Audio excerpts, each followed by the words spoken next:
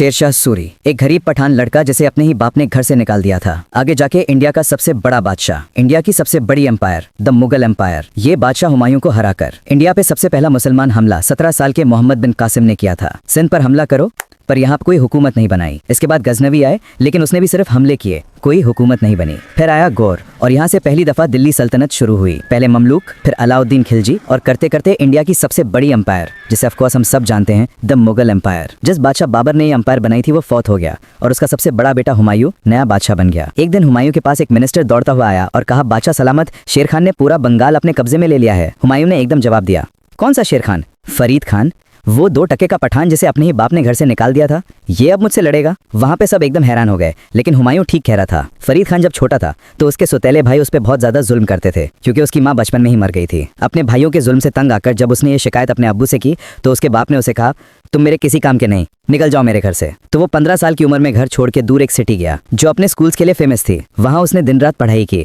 और different languages और history पढ़नी शुरू की। उसकी जहानत से उसके टीचर्स बड़े इंप्रेस थे और कहते थे कि ये लड़का आगे जाके कुछ बहुत बड़ा करेगा। उसकी जहानत की स्टोरीज इतनी फेमस हुई कि वहां के गवर्नर ने उसे अपना एडवाइजर बना लिया। गवर्नर को लगा ये सिर्फ एक पढ़ाकू लड़का है, लेकिन उसने प्रूव किया कि वो एक वॉरियर भी है। और आहिस्ता आहिस्ता वो गवर्नर के साथ बड़ी बड़ी जंगों में जाने लगे। और ये फरीद खान की जिंदगी का टर्निंग पॉइंट था, क्योंकि उसे समझ आ गई कि एक हुकूमत को कैसे मैनेज करते हैं और सही वक्त पे सही फैसले कैसे लिए जाते हैं। लेकिन जैसे ही फरीद खान के अच्छे दिन आए, वो गवर्नर मर गया, और जो नया गवर्नर आया उसने कहा, ये एक मामूली सा क्लर्क है, पिछले गवर्नर ने इसको सर पे चढ़ा के रखा हुआ था। तो उसने फरीद खान को ना कोई बड़ी पोस्ट दी और ना कोई इज्जत देता था। और फरीद खान को समझ आ गई कि अब उसका यहाँ पे कोई फ्यूचर नहीं था। तो वो वहां से आगरा चला गया और मुगल बादशाह बाबर के साथ काम करने लग गया। और यहाँ उसने मुगल एम्पायर को बहुत गौर से समझा। बाबर उसको बहुत ज्यादा इंप्रेस हो गया और उसके बाप का सारा लैंड सौतेले भाइयों से लेके इसे वापस दे दिया। कहा जाता है कि वो एक बार बाबर के साथ खाने पे बैठा हुआ था, सबके सामने खाना रखा गया, बाकी सब नॉर्मल खाना खा रहे थे, लेकिन फरीद खान ने अपना खंजर निकाला और सामने पड़े हुए खाने को काटना शुरू किया। बाबर को एकदम समझ आ गई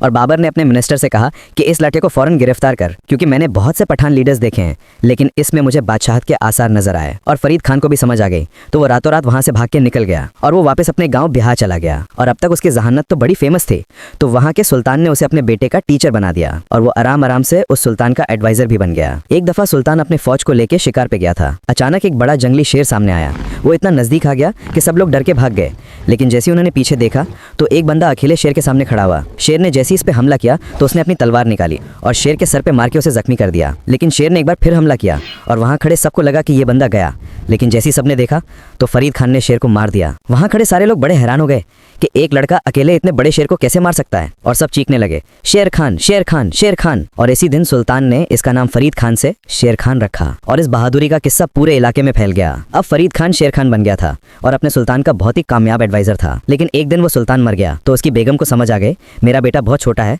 और इस सल्तनत को सिर्फ एक बंदा ही बचा सकता है, और वो है शेर खान। तो उसने पूरे बिहार का कंट्रोल शेर खान के हवाले कर दिया और यहाँ से शेर खान बिहार का नया सुल्तान बन गया। और इस सल्तनत को कामयाब करके एक दिन उसने अपने साथ वाले सूबे बंगाल, जो उस वक्त हिंदुस्तान का सबसे अमीर सूबा था, उस पे हमला कर बंगाल का सुल्तान एक पपेट नवाब था और सारा कंट्रोल उसके सरदारों के पास था।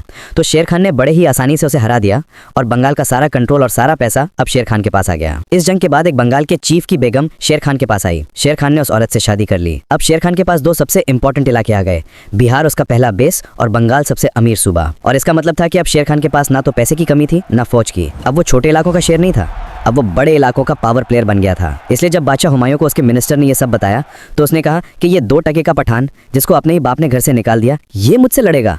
मैं हुमायूं, बाबर का बेटा, शहजादों का शहजादा, मुगल बादशाह, अब इसे तबाह बर्बाद कर दूंगा, निकालो मेरी फौज। और वो फुल स्पीड बंगाल की तरफ रवाना हो गया। जैसे ही वो बंगाल पहुंचा तो शेर खान ने उसे हरा के खत्म कर दिया। नहीं नहीं नहीं, ऐसा कुछ भी नहीं हुआ, बल्कि शेर खान ने जब इतनी बड़ी फौज देखी तो वो डर के मारे अपनी सारी फौज लेके वहां से भाग गया। हुमायूं ने हंस के कहा कि मैंने तो पहले ही कहा था, ये भूखा नंगा पठान, ये छोटा सा खान, ये मेरे से लड़ेगा, ये मेरे किसी मुकाबले का है ही नहीं। और हुमायूं ने सेलिब्रेशन स्टार्ट कर दी। बंगाल की अफीम उस जमाने में पूरी दुनिया में मशहूर थी, तो क्या होना था, अब सिर्फ हुमायूं था, खूबसूरत डांसर्स थे, नशा था, अय्याशी थी और नाच गाना था। ये सब करते करते महीने गुजर गए। लेकिन एक रात हुमायूं के पास एक फौजी दौड़ता हुआ आया और उसे बताया कि शेर खान ने बंगाल और दिल्ली के दरमियान वाला सारा रास्ता फतेह कर लिया है और अब हम बंगाल में फंस गए। हुमायूं हैरान हो गया कि ये कैसे हो सकता है, वो तो भाग गया था। असल में शेर खान भागा नहीं था, ये उसका प्लान था और हुमायूं उसके जाल में फंस गया था। शेर खान अपनी सारी फौज लेकर दूसरी जगह चला गया था, जिससे हुमायूं को लगा था कि वो भाग गए हैं। लेकिन शेर खान चाहता था कि हुमायूं ज्यादा देर तक बंगाल में ही ठहरे, और कहा जाता है कि ये सारे नशे और अयाशियां शेर खान के जासूस ही हुमायूं को प्रोवाइड कर रहे थे, क्योंकि जब शेर खान को बचपन में घर से निकाल दिया गया था तो वो अपना ज्यादा वक्त बादशाहों की वीकनेसेस पढ़ने पे लगाता था। इस तरह उसने हुमायूं की सारी कमजोरियों का पता लगा लिया था, और अब जब हुमायूं उसके जाल में फंस गया था और भागने की कोशिश कर रहा था तो उसने हमला कर दिया, और ये दोनों फौजें एक दूसरे के सामने आ गई। एक तरफ शेर खान की 15,000 और दूसरी तरफ हुमायूं की 50,000 फौज खड़ी थी। शेर खान ने बहुत ही सब्र से काम लिया और बड़ी चालाकी से सुबह के टाइम जब मुगल फौज सो रही थी हमला करा। मुगल फौज बहुत बड़ी थी और उसमें हाथी भी थे, और इस अचानक हमले से वो सब डर गए और इधर उधर भागने लगे। हुमायूं ने जब ये सब देखा तो उसके पास कोई ऑप्शन नहीं था, तो वो गंगा रिवर की तरफ भागने लगा, और उसे क्रॉस करने के लिए वो एक हाथी पर बैठा, और जैसे ही हाथी पानी में गया तो वो घबरा गया और उसने हुमायूं को गिरा गया। हुमायूं डूबने लगा तो वहाँ पे एक गरीब बंदा कश्ती पे जा रहा था। उसने जब ये देखा वो अपनी कश्ती हुमायूं की तरफ तेजी से लेके आया और उसे बचा लिया, और शेर खान ये जंग जीत गया।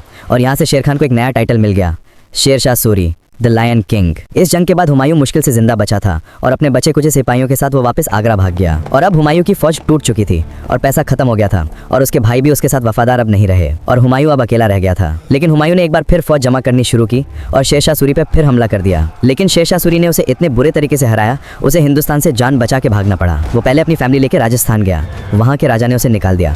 फिर सिंध गया, वहाँ के लोगों ने भी उसे निकाल दिया, और आखिरकार वो ईरान पर्शिया गया, जहाँ के बादशाह ने उसे पनाह दी। और शेरशाह सूरी, एक गरीब पठान लड़का, अब पूरे हिंदुस्तान का सबसे ताकतवर बादशाह बन गया, और यहाँ से हिंदुस्तान की तकदीर बदलने लगी। शेरशाह सूरी ने ऐसा निजाम बनाया कि इंसाफ, इकोनॉमी और सब कुछ बेस्ट हो गया। सबसे पहले उसने बंगाल से अफगानिस्तान तक एक जीडी रोड बनाया, और इस रोड के साइड पे दरख्त लगाए ताकि बिजनेसमैन और फौज आसानी से ट्रैवल कर सके। और एक नया पुलिस सिस्टम बनाया कि जिस गाँव के पास किसी से कुछ चोरी होता था या कोई क्राइम होता था तो उस पूरे गाँव को सजा होती थी। तो जब भी कोई मेहमान किसी गाँव के करीब रात गुजारता था तो उस गाँव के सारे लोग सारी रात खुद उसकी हिफाजत करते थे। और आहिस्ता आहिस्ता इतनी अमन आई कि कहा जाता है कि उस जमाने में एक बूढ़ी औरत अपने सर पे सोने की टोकरी लेके बंगाल से काबुल जा सकती थी। कोई चोर और डाकू उसका कुछ नहीं बिगाड़ सकता था। लेकिन शेरशाह सूरी में सबसे बड़ा काम यह किया कि उसने पहली दफा इंडिया में एक नई करेंसी बनाई, जिसका नाम हम सब जानते हैं, रुपी। और आज तकरीबन 8 कंट्रीज वही करेंसी यूज कर रहे हैं।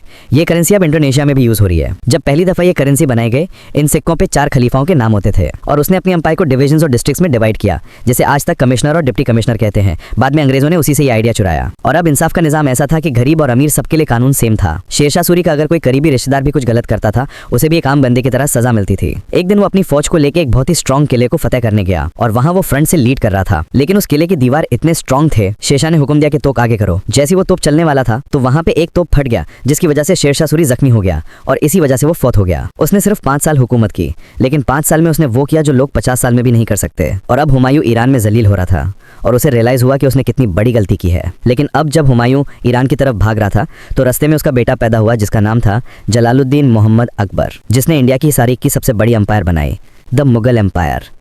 सब्सक्राइब।